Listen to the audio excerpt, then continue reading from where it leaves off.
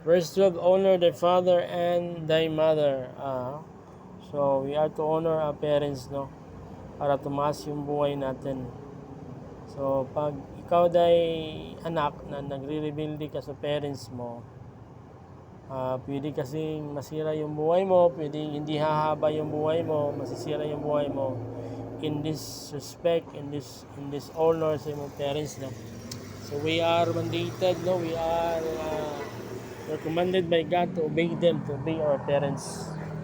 We must love our parents. In verse 13, thou shalt not kill.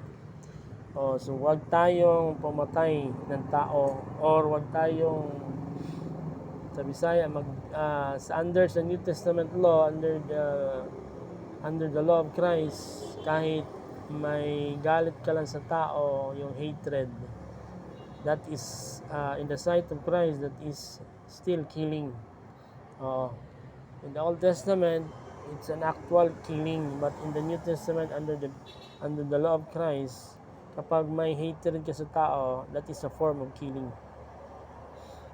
Verse 14, thou shalt not commit adultery. Dapat isa lang asawa. We are not allowed na maraming asawa. Isa lang. Pag dalawa yung asawa mo, tatlo, that is adultery. 15, thou shalt not steal. So we are not allowed to steal. Bawal magnakaw, bawal mangawat. Verse 16, thou shalt not bear false witness against thy neighbor. So, we are not allowed na magsabi tayo ng mga hindi totoo